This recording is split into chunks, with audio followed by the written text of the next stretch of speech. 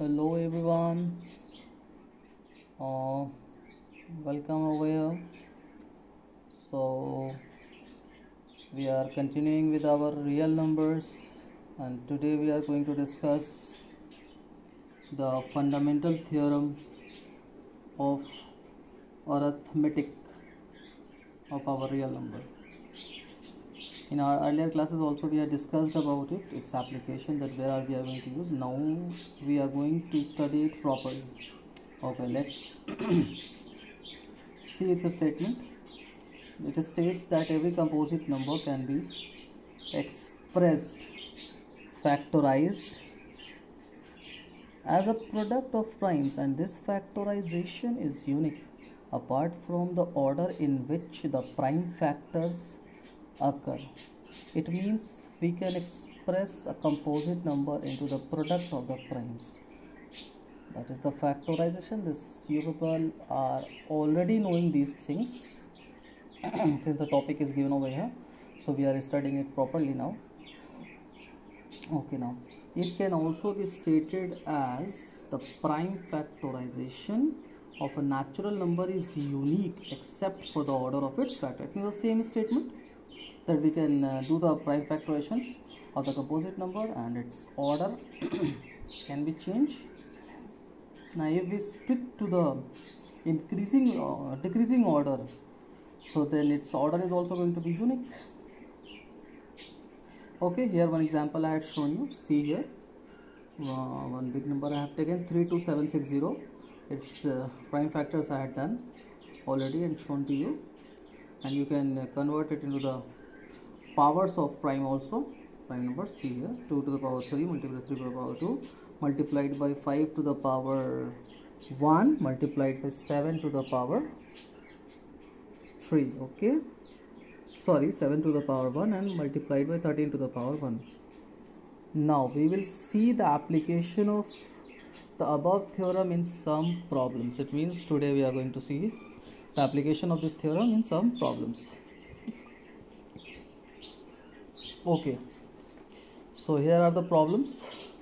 Consider the number 4n where n is a natural number. Check whether there is any value of n for which 4n ends with the digit 0. Okay, now let us see the solution. But the question is saying that there is a number 4n. Just we have taken a general number n, and that n value can be anything. So now the question is asking that is it possible that 4n can end at 0? It means whatever value of 4n we are going to get, is it possible that at last digit is going to be 0? Okay, I think question is clear to you people now. Now the solution is like this. As we know from the divisibility rule of 5 that any number ending with 0 must be divisible of 5.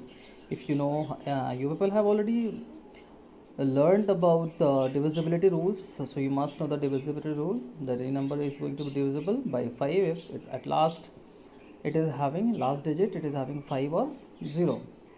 So it means it is asking us for 4n to be ending with 0. Is it possible to checking? So now we had given the condition in the divisibility rule of 5. Okay, now if the number 4n were to end with the digit 0, then it would be divisible by 5. Definitely. The prime factorization of 4n would contain the prime 5. Okay, now see the other part.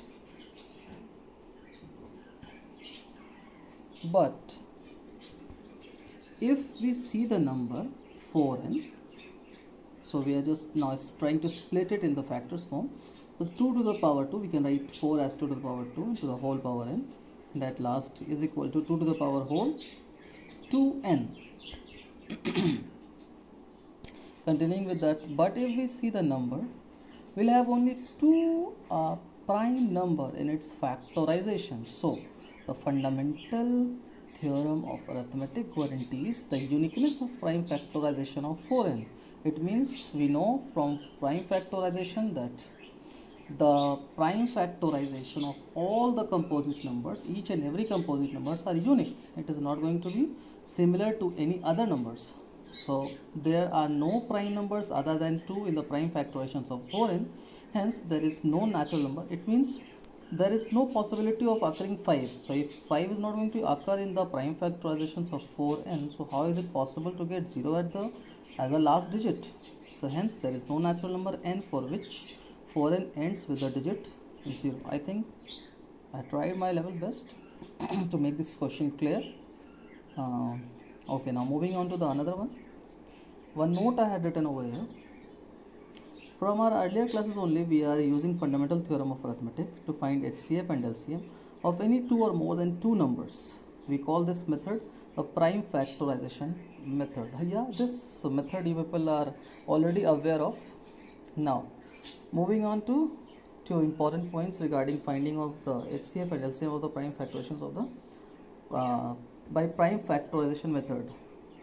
For HCF, the product of the smallest power of each common prime factor in the number. It means if you want to find out the HCF of with the help of any two or more than two numbers with the help of prime factorization method, then what you have to do after finding out the prime factors of all the numbers, you will find out the product to get the HCF, product of the smallest power of each common prime factor in the numbers, product of the smallest power of each common prime factor, see the difference, each common prime factor over here. Now for LCM, to get the LCM, you will multiply product of the greatest power of each prime factor involved in the numbers. It means here you will have to multiply each prime factors, and here you will have to multiply the each common prime factors, and among that also the smallest power, and here the largest power. Okay, so yeah, I think you got the difference for HCF and LCM too. Okay, now one important formula over here related to HCF, LCM and the numbers. So the product of HCF and LCM of any two number is equal to the product of that particular numbers. That only I have written. I think this part is clear. Thank you. We'll see some assignment problems also. Thank you everyone.